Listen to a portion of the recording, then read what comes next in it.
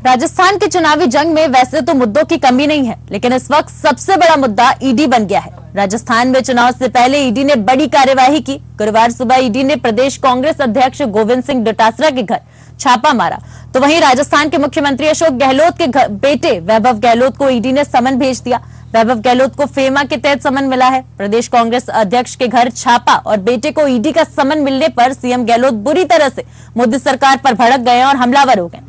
Press conference कर CM Gehlot ने कहा कि इन्होंने पूरे देश में आतंक मचा रखा है। सरकार ईडी सीबीआई के जरिए विपक्ष को डराने की कोशिश कर रही है। राजस्थान में ईडी की कार्यवाही पर सियासत तेज हो गई है। विपक्षी गठबंधन ने कांग्रेस के समर्थन में मोर्चा खोल दिया है। वहीं बीजेपी का कहना है कि जैसी करनी वैसी भरनी।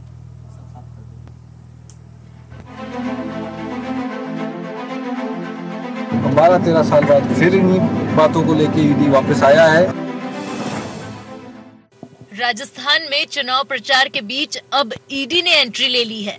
अब ईडी की एंट्री से राजस्थान की सियासत में तूफान खड़ा हो गया है। गुरुवार सुबह ईडी प्रदेश कांग्रेस अध्यक्ष गोविंद सिंह डोटासरा के घर पहुंच गई। ईडी की ये छापेमारी राजस्थान में हुए पेपर लीक के मामले को लेकर थी। प्रवर्तन निर्देशालय की टीम ने गुरुवार सुबह प्रदेश कांग्रेस अध्यक्ष गोविंद सिंह डोटासरा से पूछताछ की। ईडी की यह कार्यवाही राजस्थान में करीब 12 ठिकानों पर हुई। इसमें डोटासरा के 5 ठिकाने पर छापे मारे गए हैं।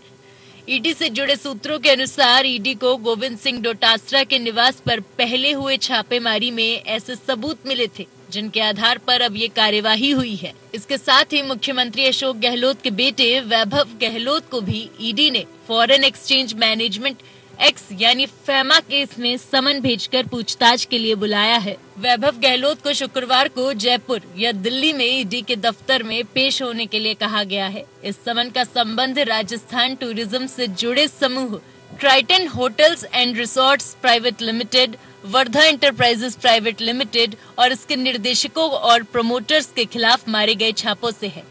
कांग्रेस अध्यक्ष गोविंद सिंह डोटासरा के घर छापा और बेटे को ईडी का समन मिलने पर सीएम गहलोत बुरी तरह से मोदी सरकार पर भड़क गए हैं और प्रेस कॉन्फ्रेंस कर सीएम गहलोत ने कहा कि इन्होंने पूरे देश में आतंक मचा रखा है।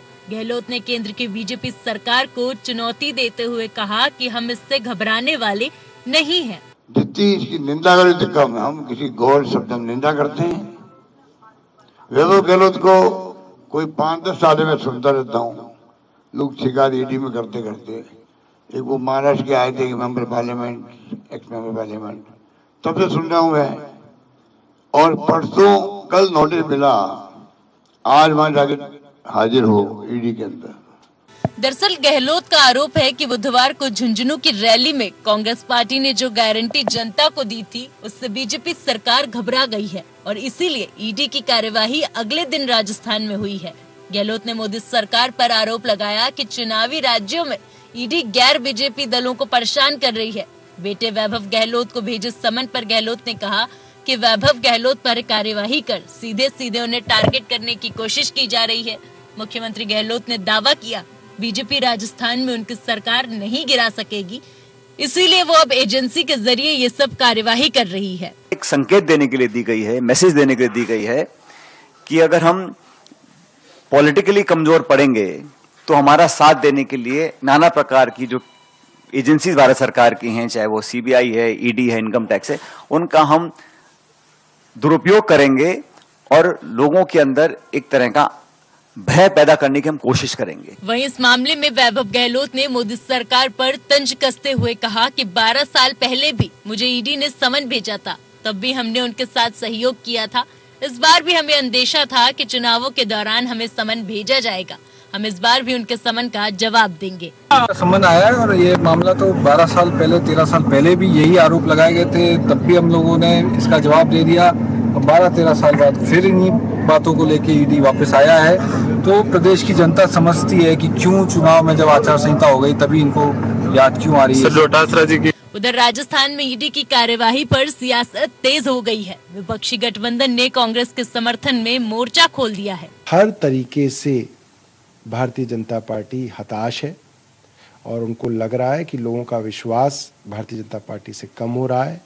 इसीलिए किसी तरीके से अपने विरोधियों को बैकफुट पे लाने के लिए, डराने के लिए, धमकाने के लिए ये सारी कार्रवाइयां चल रही हैं। हालांकि बीजेपी सीएम गहलोत के आरोपों से इत्तेफाक नहीं रखती। बीजेपी का कहना है कि जैसी करनी वैसी भरनी, जब गलत काम किया तो उसका भुगतान तो करना पड़ेगा ही। इसी साल मार्च महीने में देश की 9 विपक्षी पार्टियों के नेताओं ने प्रधानमंत्री नरेंद्र मोदी को एक चिट्ठी लिखी थी, जिसमें सरकारी एजेंसियों के दुरुपयोग करने का आरोप लगाया था। दरअसल ईडी, सीबीआई जैसी केंद्रीय जांच एजेंसियों पर सियासी मोहरा बनने का आरोप लगता रहा है, जिसे हर सरकारों ने जरूरत के हिसाब से सियासत की बिसात पर इस्तेमाल किया है। लेकिन ये भी सच है कि ईडी, सीबीआई जैसी केंद्रीय जांच एजेंसियों पर आरोप लगाकर सियासी दल और नेता अपने दाग नहीं छिपा सकते। Bureau report, APN।